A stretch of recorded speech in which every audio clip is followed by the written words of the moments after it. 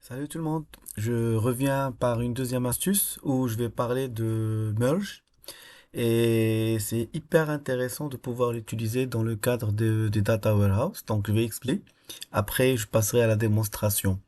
Donc si on considère par exemple un entrepôt de données, souvent, on fait des cycles de ETL, donc extraction, transformation, chargement de données, d'update en général. Et donc, il y a forcément des opérations d'insertion, d'update, pression d'une table cible par rapport à une table source qu'on récupère de notre zone de production, par exemple. Et dans le cas où, entre, par exemple, un tableau de dimension, pardon, une table de dimension, si vous voulez, où on a la possibilité de mettre à jour un certain nombre de données ou d'informations à partir d'une commande insert update delete qu'on peut faire à partir d'une table qu'on récupère. Un staging bien sûr ou d'une production. Pour cela, je vais essayer de vous donner une idée globale sur comment on pourra émerge et qu'est-ce qu'on peut gagner en termes de performance ETL qui vont toucher beaucoup de données à la fois. Gardez, travaillons un peu avec l'exemple que je vous propose ici. Comme vous pouvez remarquer, je vais commencer déjà par exprimer la chose suivante. Gardez en tête que Merge peut accélérer pour vous en même temps dans une seule commande Insert, Update et Delete, les trois commandes DML en même temps. La syntaxe, elle est assez simpliste. C'est vrai, au départ, vous devriez vous y habituer, c'est normal. Donc Merge, on met ici la table cible, c'est laquelle qui va recevoir les modifications. Et puis Using, là, on va la faire suivre de la table qui ramène l'information, c'est-à-dire la table que je vais retrouver dans le staging ou que je vais récupérer à partir de la production. Et ici, je dois chercher les deux colonnes de correspondance entre les deux tables. En général, c'est l'ID qui se retrouve entre la table cible et la table source, comme une simple jointure.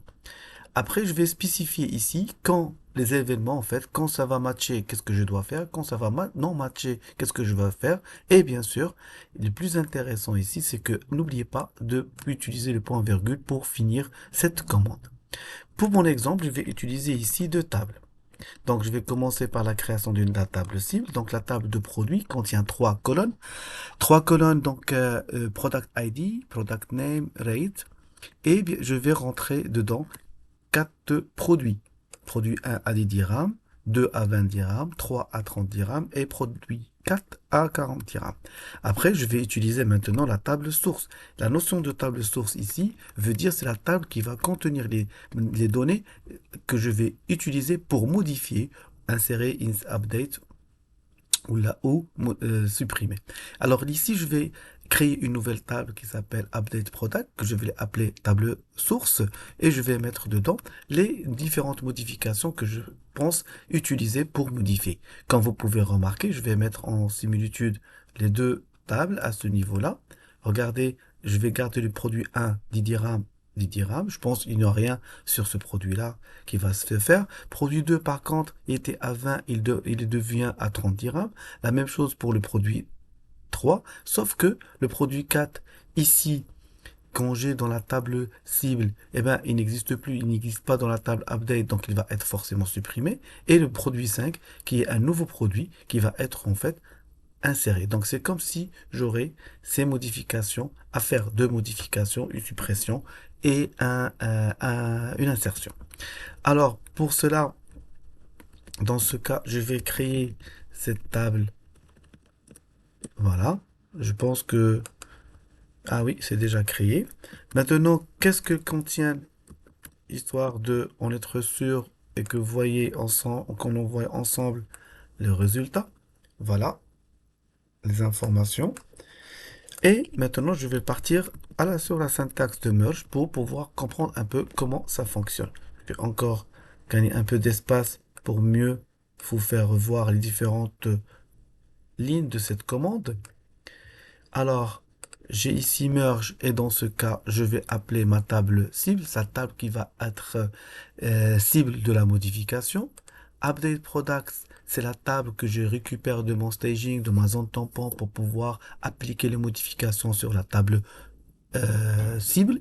Puis, les colonnes que je vais utiliser pour le matching, comme une jointure. Et là, je commence à lui dire, bon, quand ça va matcher, ça veut dire que vous devriez appliquer un update. Si jamais vous trouvez que le nom du produit entre les deux tables est différent ou le prix est différent. Alors, qu'est-ce qui va matcher? En fait, ce qui va matcher, ça veut dire ici les ID. Quand les ID vont matcher, eh bien, je vais utiliser cette vérification, laquelle c'est que la table target va récupérer le nom, le nouveau nom par exemple, ou nouveau prix que je vais faire.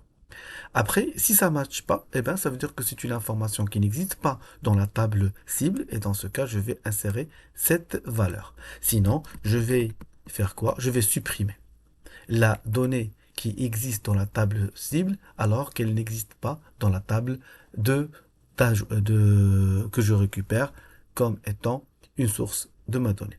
Je vais utiliser une option qui s'appelle output des actions.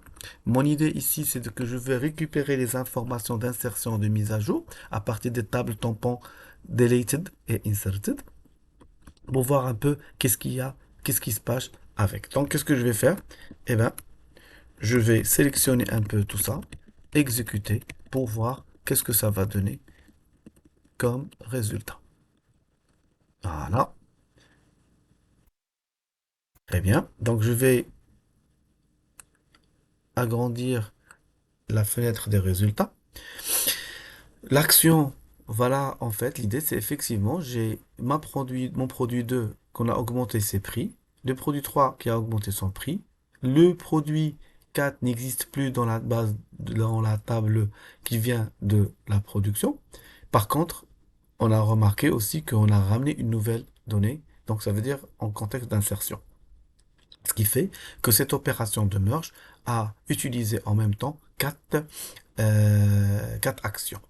Et le résultat final, vous pouvez remarquer que le produit 4 n'existe plus, les modifications ont été faites par rapport au rate et par rapport à la nouvelle donnée qui vient d'être insérée. Ainsi, vous pouvez remarquer qu'on a gagné effectivement en performance parce que on a quand même raccourci le nombre de va-et-vient vers le disque, on a moins de verrous et bien sûr, c'est l'idée de se familiariser avec cette syntaxe-là pour que vous puissiez gagner un peu de temps dans vos ETL. Merci et à la prochaine astuce.